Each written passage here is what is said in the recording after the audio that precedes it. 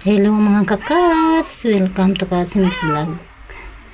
Ayan guys, napakasariwang isda nito pero maliliit lang. Ang tawag nito dito sa amin ay talinyasi. Ayan, bumili ako guys ng 1 kilo. Ang dami.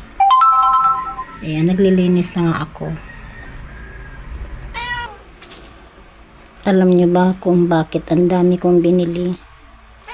Kasi madalas umuulan guys.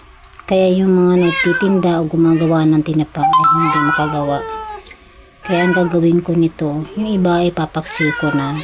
Pwede nilang iulam ng aking mga laga at pwede rin akong mag-share siyempre. Yan. Tapos yung iba nito guys, ibibilad ko. Yan, natry ko na to dati na ay binibilad ko siya guys. At kapag piniprito niya ay super crunchy. Yan.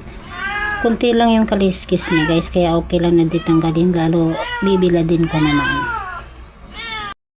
Ayan guys, nahati ko na. Ito ay lalagyan ko ng sangkap, suka at asin dahil sa ibibilad ko yan. At ito naman ay ipapaksiw natin para meron naman agad kaming ulam ng aking alaga. Okay yan guys, okay lang na marami-rami yung asin. Kasi nga, sa ibibilad ko to. At, lalagyan natin ng suka para hindi siya malansa masyado. Ayan. Tapos, i-drain ko ng ilang minuto guys bago ko ilalagay doon sa bilao na dati kong pinagbibiladan ng ganitong klase ng isda. O, diba? Kasi, laging umuulan, walang gumagawang tinapa para meron akong ipapang ulam sa aking mga alaga. Yan. Kapag tinapang GG na kasi guys ay mahal na masyado. Kaya mga tinapang tamban lang sa aking mga alaga ng pusa. Pero dahil sa wala, yan, gagawa tayo ng ganito. Ayan na yung ating ipapaksi guys, konti lang. May suka na yan, pero dagdagin pa rin natin ng konti. Ayan. Meron na din yung asin, meron ng sibuyas at luya. Lagyan na lang natin ng pamintang durog. At yung aking konting magic. Konti lang guys kasi makakatikim yung aking alaga. Kaya konti lang yung ating sangkap. At ito na yung nakabukod na ban guys, na sabi ko ibibilad ko siya. Yan, para matagal at hindi agad masira, diba? Dati ko na tong ginagawa last year guys, para meron akong stock na siguradong hindi matagal nang ginawa, diba? Oh, ganyan to guys. Ganyan yung aking ginagawa. Para naman sigurado sariwa at hindi stuck. Yan. Ipang-i-stuck natin. Ayan, ibilad na. Para matuyo agad. Ayan, mag-final task na tayo sa ating paksiyo para sa aking alagang pusa.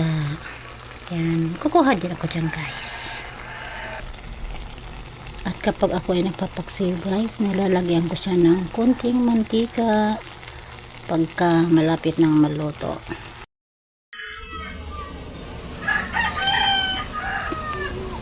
At ito din yung aking isdang pinapatuyo guys.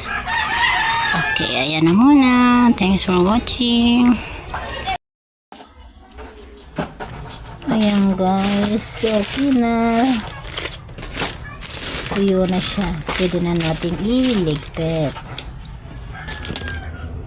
Ayan, pwede na iligpit. Kasi tuyo na siya guys. Ayan, sariling gawa. Yung huling gawa ko nito last year pa. Yan, kaya meron na akong stock na pang-ulam ng aking mga alaga. At siyempre, iuulam din ako nito. Okay, ayan na guys. done. And thank you for watching. Ayan, di naman siya totally maalat guys, kasi ako yung may timpla, asin at suka. Okay, sige na nga, pagbibigyan ko ng kahit kakapoto lang yung aking mga alaga. Ngayon lang to, ha. Ayan, pagbigyan natin. Ayan, nakita nyo naman guys, nakahilira sila. At yung iba ay nasa baba.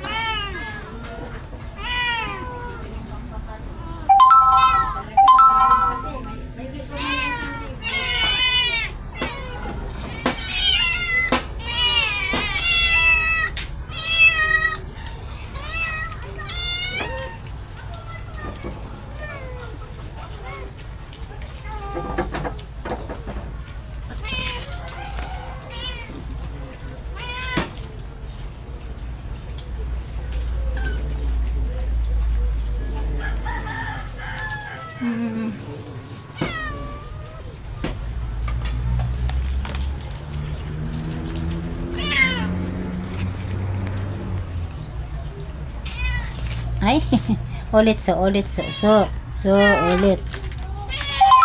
Ay, talaga naman. Last na, last. Ay, talaga. Okay, tama na yan. Kasi di naman talaga to papapakin, kundi ipiprito at iuulam. Okay. Tama na yan, tama na.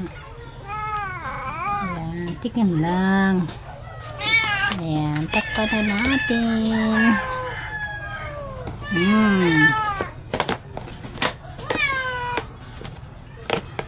Ayan, may pangulam na kami.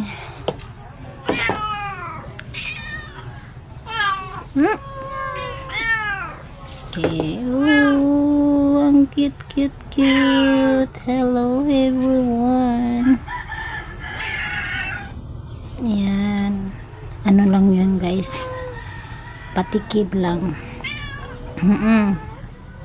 For tasting lang. Kailangan nating iluto. Ayan. Ito yung aking sariling gawa na ano.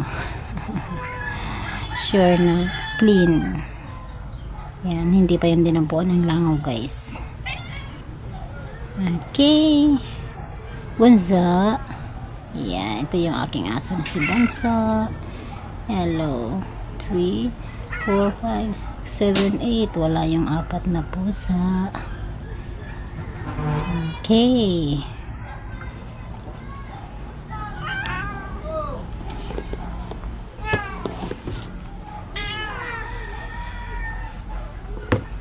Okay, thanks for watching and bye bye meow. Bye.